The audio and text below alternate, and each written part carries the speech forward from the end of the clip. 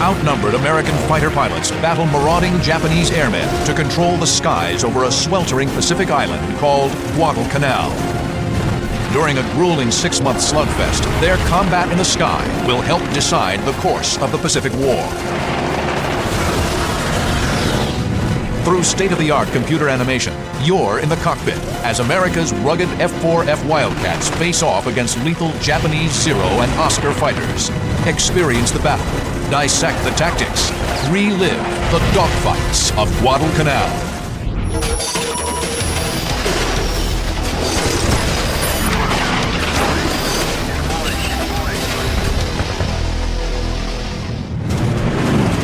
August 30th, 1942.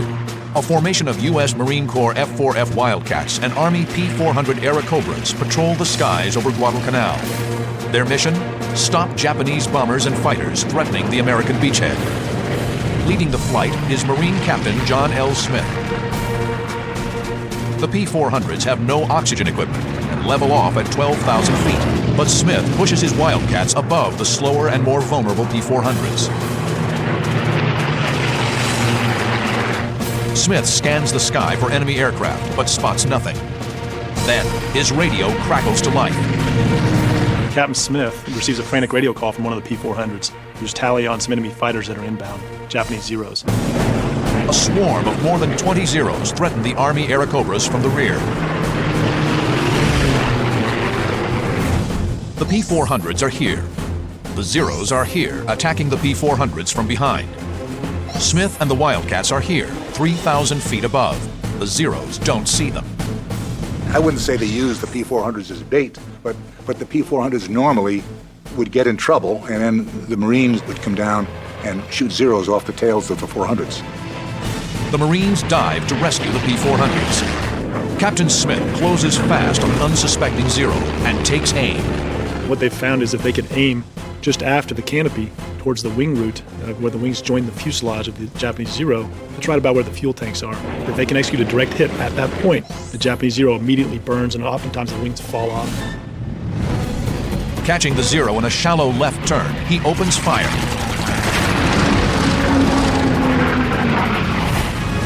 It's Smith's 6th kill of the war, but there's no time to celebrate. The skies are still filled with Zeros, and Smith and his men are heading into 6 months of legendary dogfights, battling for the most important location in the Pacific in 1942. A green speck of land called Guadalcanal.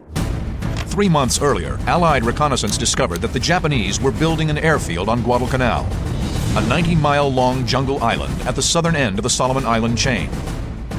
If the Japanese can control Guadalcanal, they'll sever the vital supply line from the U.S. to the South Pacific.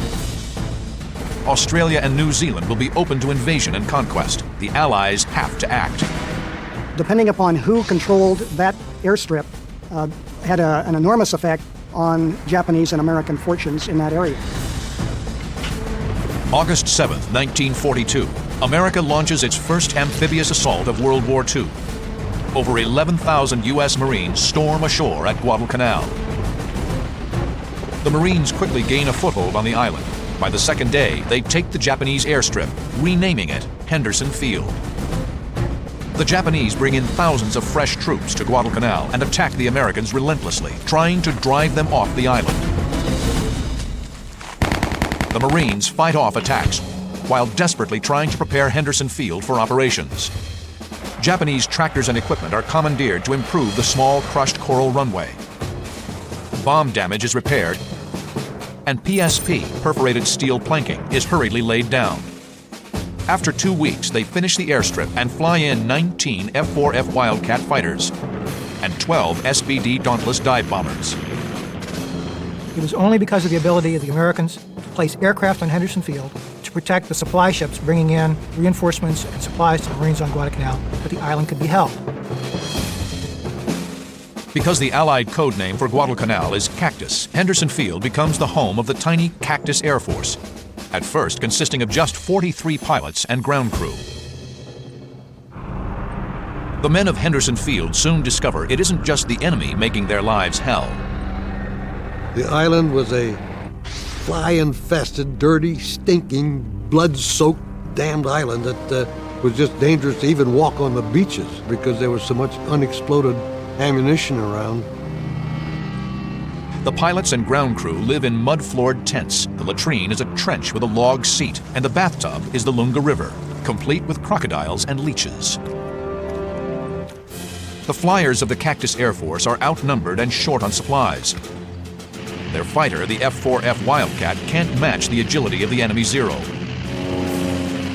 But a big advantage for the Cactus Air Force is that they are commanded by a born leader in 27-year-old John Smith.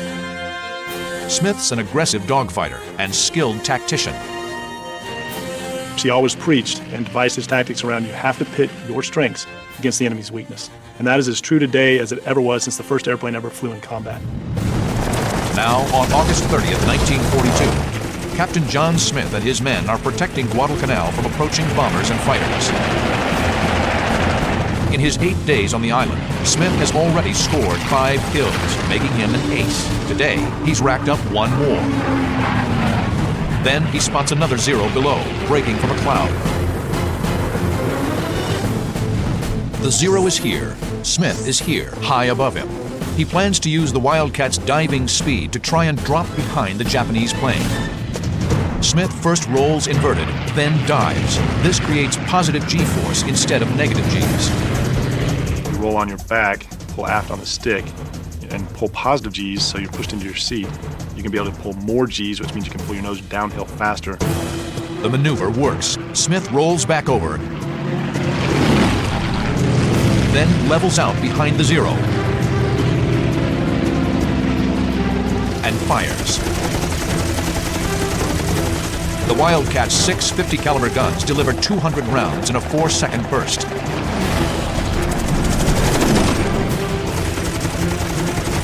White-hot, phosphorus-filled incendiary bullets ignite the Zero's fuel tank. But as Smith arcs away from his second victim, the predator becomes the prey. A Japanese Zero closes in on Smith from dead ahead. High above the green jungle canopy of Guadalcanal, the planes converge at over 600 miles per hour. Think of a high-speed game of chicken going directly at your target, and no one wants to flinch, because if you flinch, you become defensive. And you have to be pointing at the target to shoot him, so it has to be head-to-head. Once in range, the Zero opens up with his 20mm cannon. Smith answers with his 50 caliber machine guns. It's basically that slugfest all the way to the merge. Who's going to flinch first, or who's going to blow up first?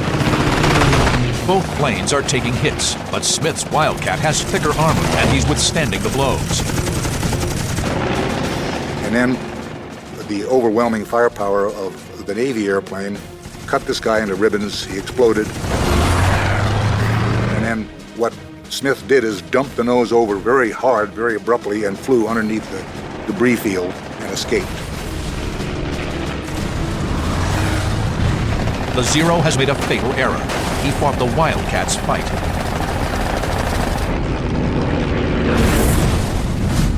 Built by Grumman Aircraft, the Wildcat is first flown in 1937.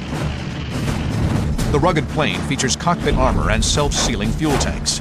These tanks are coated with layers of rubber that expand and reseal if they're punctured. The Wildcat faces the most famous of all Japanese aircraft, the deadly Mitsubishi A6M3 Zero. The lightweight Zero can outturn and outclimb the Wildcat, a lethal advantage in a dogfight. But its thin armor protection and lack of self-sealing fuel tanks means it can't survive a slugging match with the tougher Wildcat. Essentially, in fighter versus fighter combat, the difference between the Wildcat and the Zero is the difference between a battle axe and a rapier. They can both be effective, but they're used somewhat differently. The Zero is faster, more maneuverable, and can outclimb the Wildcat, while the Grumman is tougher, more heavily armed, and can outdive the Zero. Wildcat pilots in general would want to avoid returning fight with the Zero. That would not be their fight. The Wildcat with its 650 cal machine guns, heavy body armor, heavy armor around the engine cowling, preferred head-on attacks, frontal attacks, and it would just basically plow through that Zero. The air battle of August 30th is a resounding victory for Smith and his pilots.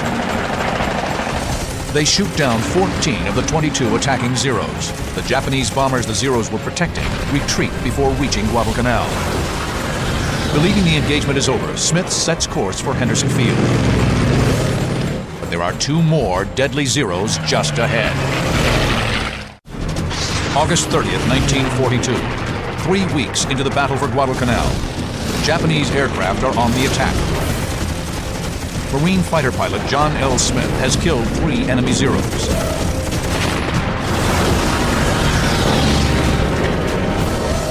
Captain Smith is RTB, turning to base from his mission, thinking the mission's over, and he gains tally of 2 Zeros that have just strafed Henderson Field, so strafing his home. So the natural pilot tendency, what does he do? He's going to roll in and attack those guys that just attacked his home.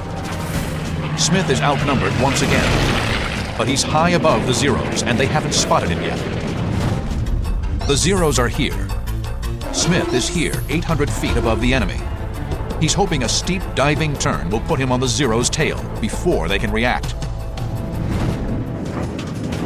Smith rolls inverted and dives towards the enemy.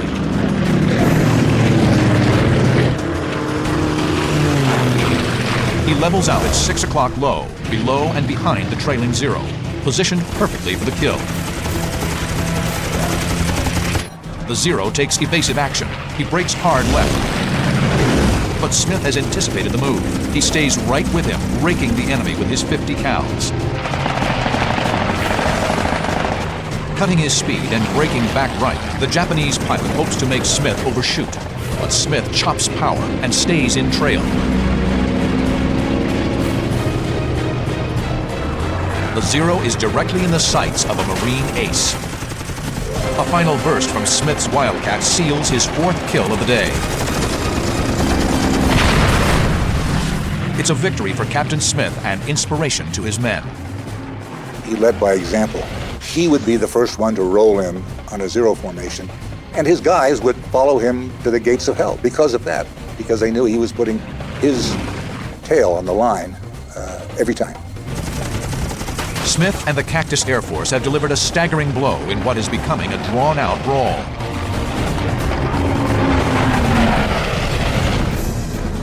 The American pilots can only fly by day.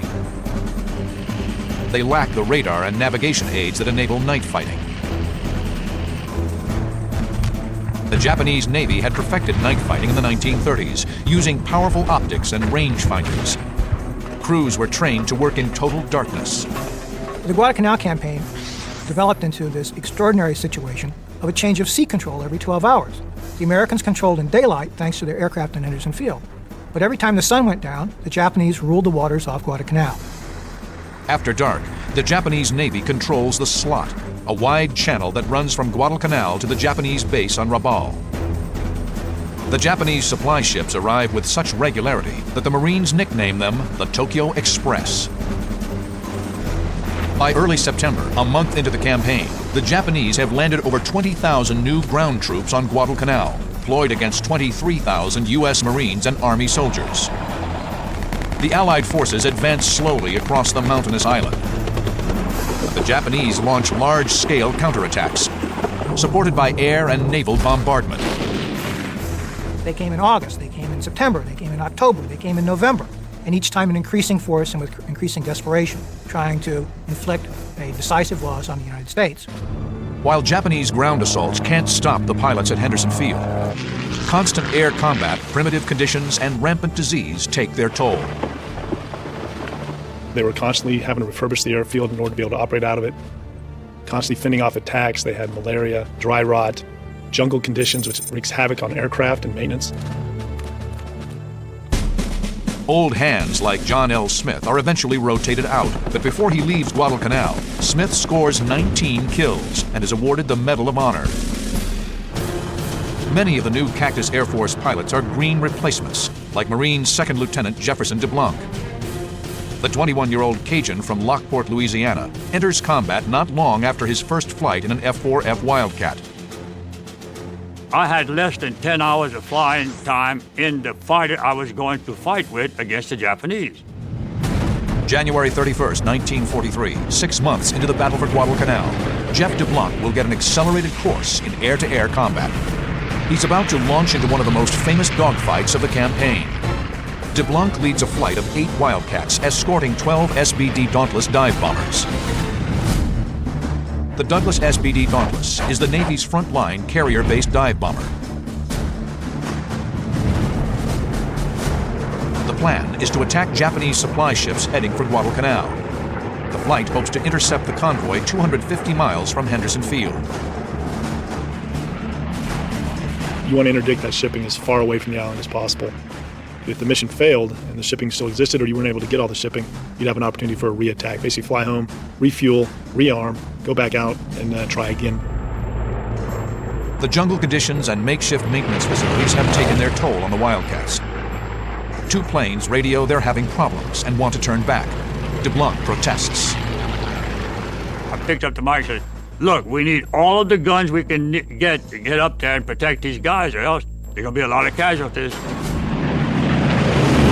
DeBlanc's plane is leaking fuel, but he's determined to hang in and protect the bombers. He knows he's on a one-way trip. So I said, please do this. I said, I'm not going to make it back. Get somebody coming up that area and look for me floating around in a rubber raft, because I'll be there. The sharks will be there with me, too. So give me a break. That's what I said. As they reach the target area, the American SBD Dauntless dive bombers descend, circling for targets. Suddenly, 2 Japanese Pete float planes dive down from high above on the slow, vulnerable SBDs. DeBlanc sees the float planes closing on the Dauntlesses and rolls out to his left. Staff Sergeant Jim Felleton follows. They arc down to cut off the attack. DeBlanc opens the throttle, gaining on the 2 enemy fighters. Then a brilliant stream of tracers rips out from one of the Pete's rear gunners, screaming straight at him. January 31st, 1943, 6 months into the Guadalcanal campaign. Marine 2nd Lieutenant Jefferson DeBlanc has been protecting American bombers assigned to attack a Japanese supply convoy. Now he's diving to save the bombers from 2 Japanese Pete floatplane fighters. As he approaches, the Pete's lethal rear guns open fire. In a float plane, the rear gun is naturally a crack shot. If you ever get float planes in your sight out there, don't try to go up to them to shoot, because that rear gun is murder, and he'll get you. Although it's a biplane, the Mitsubishi F1 MP can more than hold its own in a fight. It has an excellent turning radius and is armed with 2 machine guns in the wings and a 7.7mm tail gun. Tracers stream past DeBlanc's canopy. He skids left and right to avoid the fire coming from the nearest Japanese gunner.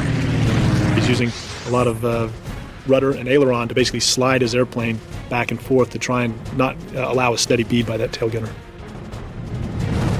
DeBlanc carefully lines up on the Pete's tail and fires. The heavy .50 caliber rounds tear through the float plane.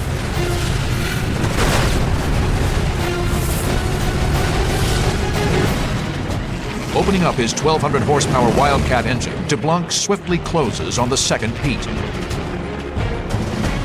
His tracers rip into the Pete's fuel tanks. The burst caught him dead center, and his plane caught fire. He exploded, actually. DeBlanc pulls skyward to resume his escort mission. He spots a swarm of airplanes approaching fast.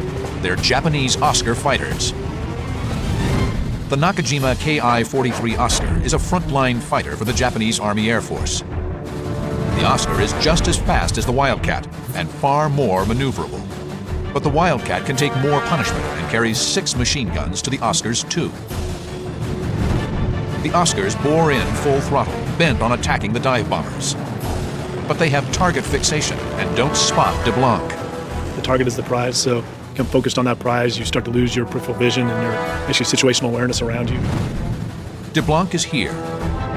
The Oscars are here, streaking above DeBlanc. DeBlanc swings under the Oscars. He goes to max RPM, pulls in below the enemy, and fires at the lead. One Oscar falls. He's wounded and on fire, but escapes. The Oscar's wingman spirals up from the pack to figure out what's happening. DeBlanc follows and swings onto his tail. The Oscar is squarely in his sights.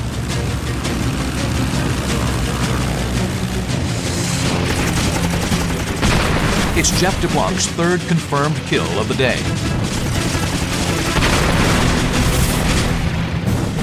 DeBlanc's almost out of fuel, but he decides to stay and guard the SBDs. My job was to protect the what? The dive bombers. Now, I'm not a hero, but I have to live with my conscience. And if I didn't do what I was supposed to do, then I'm derelict in my duty. Suddenly, DeBlanc realizes the other Oscars have broken off their attack on the bombers and are coming after him. The Oscars dive down to swarm DeBlanc and Felton. Outnumbered and under attack, the two Americans instinctively fall back on a classic defensive maneuver, the Thatch Weave. It's a simple but effective two-plane tactic devised during the war by naval commanders Jimmy Thatch and James Flatley. Paired up in a buddy system, the planes fly 200 feet apart. If an enemy attacks a Wildcat's tail, the two American fighters will turn toward each other. If the enemy follows, it will soon be targeted by the second plane. So by turning into each other, crossing flight paths, they force that bandit to pick one fighter or the other. And once they pick that fighter, that adversary aircraft is now vulnerable to an attack by the other fighter. For DeBlanc and Felton, the Thatch Weave works. The Oscars are unable to attack without exposing themselves to one of the Wildcat's guns. But Felton swings his Wildcat too wide and suddenly finds himself in the crosshairs of a trailing Oscar. Bullets chew into Felton's engine. The Marine kicks his wounded Grumman into a wide left turn to get out of range. He bails out. With the mutual support of the Weave now gone, an Oscar dives in on DeBlanc's tail. DeBlanc tries to shake off the enemy, but the nimble Oscar easily stays lodged in the 6 o'clock position. Then DeBlanc's squadron mate, Jim Seacrest, who has been with the bombers, comes to the rescue. DeBlanc is here. Seacrest is here, heading straight on. He's going to streak in directly over DeBlanc's canopy to get to the Oscar.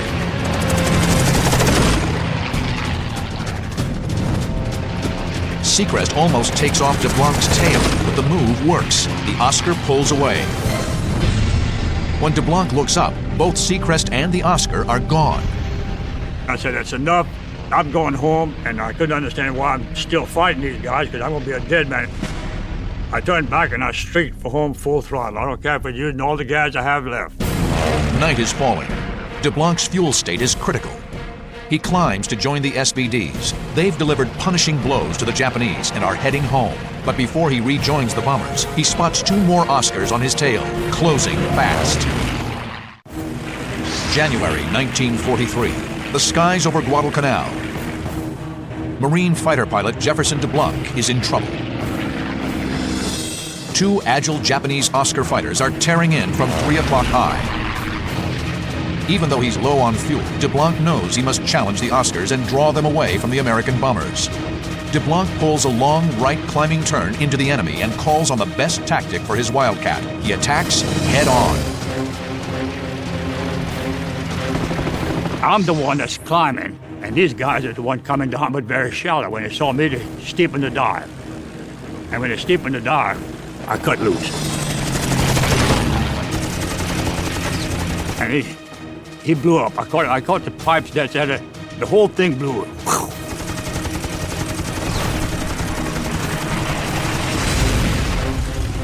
The Japanese fighter disintegrates, nearly blinding DeBlanc in the flying debris. His engine separated and went past me. Separated and turning. Weird looking. I'd never had that before. And of course, there's nothing but debris in front of me, which I ran through. And it hit my prop, and it hit the wings. It didn't knock me out. It didn't knock me out, but I still had control, and it still was running. My engine was running. When DeBlanc regains his senses, he sees the second Oscar pulling in steeply behind him. He was looking at me as if that's a dead man I'm coming after, because I'm going to blow him right out of the sky. And when he came on down that way, we were both diving towards the sea. And I knew good well with the Grumman, there's only one protection I have. Flying straight, I couldn't do it because he can overtake me. Pulling up, I couldn't do it because he had me broadside. Over here, when you pull up, then you're going to stall and come down, he can get you there. So with only one option that I have is the option is to fool him. DeBlanc forces his Wildcat into an aerial skid. In effect, he's slamming on his brakes, trying to force the Zero to overshoot. When it skidded, then he was coming too fast. I straightened out and just let him go. We were wingtip to wingtip. The Oscar pilot tries to duplicate the skid, bleeding speed to stay on the Wildcat's tail. And he fished tail, and he couldn't do it. He went right past it. I looked at him, and he looked at me, and I could recognize that man today. And you'll say, you're crazy, man. Well, when you kill somebody during war, and you see him, you'll witness what I'm talking about. With the Oscar now at point-blank range, a single burst destroys the fighter. It's DeBlanc's 5th confirmed kill of the day. He's an ace in one afternoon. But his sense of triumph is fleeting. His eyes race over his instruments. He checks his watch. The instant I looked at my watch, a 7.7 Japanese bullet came over there and knocked my wristwatch off my wrist. Well, that kind of scared me. Now DeBlanc is squarely in an Oscar's sights, taking hits to his engine, prop, and cockpit. Only the Wildcat's armor plate is keeping him alive. He kept firing. The bullets were coming past the engine and hitting at the prop area, which of course is messing my prop up. Pretty soon he hit the engine and she caught fire. Then I knew I was in trouble and I bailed out. DeBlanc hits the water and swims to an enemy-held island. Natives pick him up and barter him to a friendly tribe for a sack of rice. Most people cannot price out their exact amount of money they are worth. But I know exactly how much I am worth. 1 10-pound sack of rice. Second Lieutenant DeBlanc is an amazing figure in Marine aviation. He lives to tell this whole tale, comes back out, and rightly so earned a Medal of Honor for his mission. By February 1943, the ragtag Cactus Air Force has fought the best of Japanese aviation to a virtual standstill. Tokyo decides the costs of trying to win Guadalcanal have been too great. The Guadalcanal campaign lasted officially 6 months, from August of 1942 into February of 43, at which time Tokyo decided to withdraw the forces remaining there. Over 11,000 Japanese troops are quickly evacuated. 20,000 others have died in combat or succumbed to disease and starvation. Nearly 6,000 Americans were killed or wounded. It's a major victory. Guadalcanal becomes a launching point for the Allied thrust across the Pacific. But on April 7, 1943, the Japanese attempt final revenge, a last desperate attack on American convoys supplying Guadalcanal in the Allied effort. They launch a large-scale air offensive from their bases on the northern Solomon Islands, as well as from 4 aircraft carriers. The massive strike force numbers over 200 planes. Near Guadalcanal, 4 Wildcats led by young First Lieutenant James Sweat are on routine patrol over the American convoys. We were circling around and whatnot, and finally Smiley Burnett of 214 hollered that, my God, there's millions of them. We looked at it and thought, holy smoke, there is millions of them. They were just like mosquitoes. And we thought, oh God, we've 4 airplanes and 75 or 80 Japanese dive bombers heading for us, along with about 150 Zeros. The Japanese formation is here. Sweat's fighters are below them, here, about 8 miles away. The enemy hasn't spotted the Wildcats. Sweat climbs towards the Japanese Val dive bombers. Modeled after the German Stuka, the Aichi D-3A2 Val dive bomber is a mainstay of the Japanese carrier fleet, packing machine guns on each wing and 7.7mm rear gun.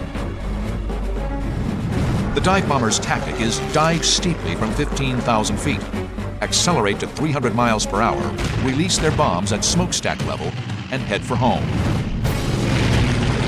Eager to get his first kill, Sweat pulls away from the other F-4Fs and looks for a target. 3 Vals nose over to begin their dive-bombing run on the American ships below. Sweat streaks down behind them. Suddenly, the rear gunner unleashes a stream of tracer fire directly towards Sweat.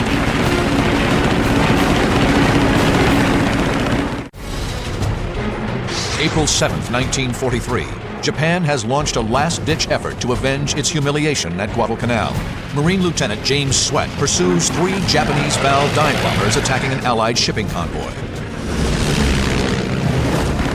The Val's rear gunners fire up at Sweat's Wildcat. Then, a single burst from 300 yards ignites the lightly armored Val's fuel lines. It's Sweat's first kill. I just picked one and just gave him a squirt, and he flamed like crazy. Sweat closes in on a second Val. The bomber's right wing is riddled by the first burst. A second shot rips the fuselage. Sweat has 2 kills in as many minutes. But almost immediately, Sweat finds himself in a shootout with the third bomber's tail gunner. 7.7mm bullets zip past the Wildcat. But once again, Sweat's incendiary rounds hit fuel.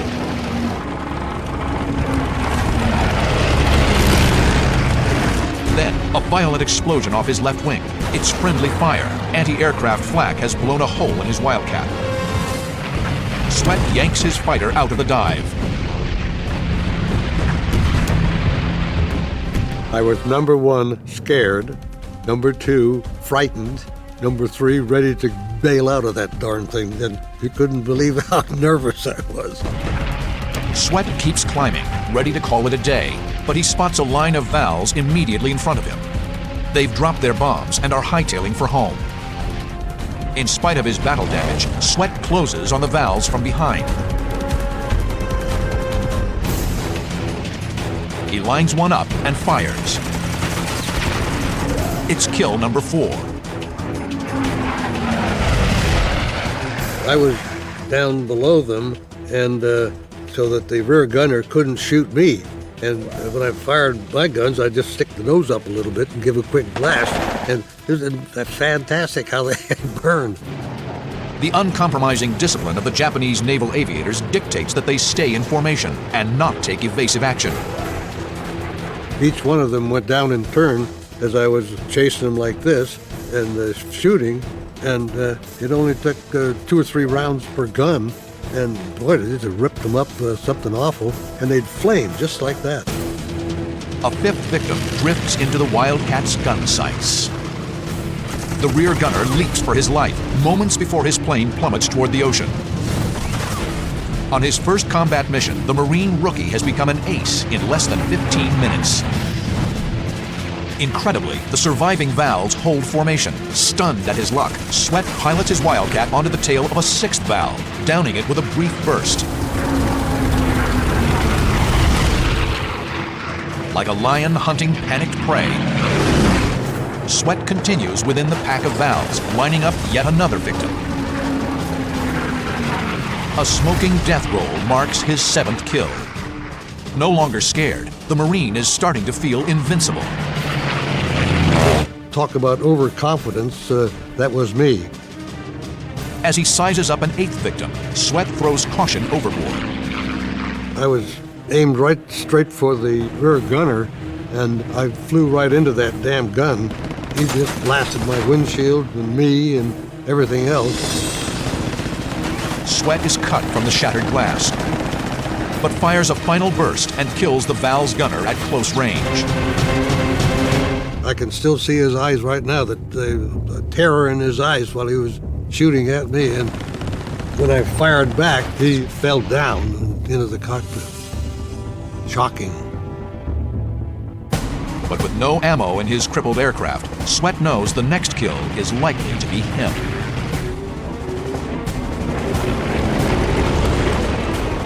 He hit my oil cooler and disabled my engine because the oil pressure just dropped like a ton of bricks. And I thought, uh-oh, I've got to get the heck out of here. Sweat's engine begins to fail. He decides to ditch off nearby Florida Island. Just about, half a mile or so offshore, my engine froze.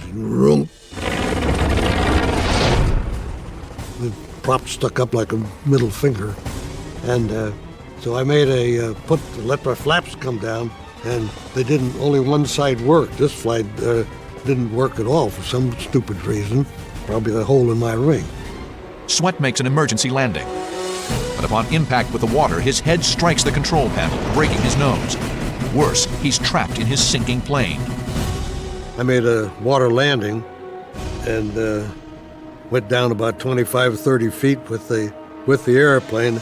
My shoulder strap was caught on the boat release hook right up over my right shoulder. And man, I struggled to get out of that damned airplane. Reaching the surface, James Sweat is rescued and spends 6 days in the hospital. He returns to Guadalcanal to learn he's been nominated for the Medal of Honor. Today, along with the medal, Sweat holds the image of the Val's rear gunner. The look on that rear gunner's face when I killed him, I still see it night after night after night. James Sweat and his fellow airmen were eventually joined by over 70 aircraft from Henderson Field. The Cactus Air Force turned back the Japanese onslaught. Never again will the Japanese take the offensive in the Pacific. The men of the Cactus Air Force can take pride in their critical role in turning the tide in the Pacific War. And it was the kind of Americans who fought and prevailed under extraordinary circumstances at Guadalcanal who demonstrated, not only to themselves, but to their entire generation, that they had what it would take to prevail in World War II. In the battle for the skies over Guadalcanal, the pilots of the Cactus Air Force flew more than 2,000 sorties, destroying over 425 Japanese planes and scoring a kill ratio of nearly 4 to 1. The legacy of the pilots of the Cactus Air Force is absolutely amazing. We still study the battles. The lessons learned from Guadalcanal in 1v1 air combat are nearly as true today as they were then. The battle for Guadalcanal was a defining moment in Marine Corps history. Led by men like John L. Smith, Jeff DeBlanc, and James Sweat, this group of flyers overcame the worst of circumstances to send the best pilots of the Imperial Japanese Navy and Air Force to the bottom of the sea.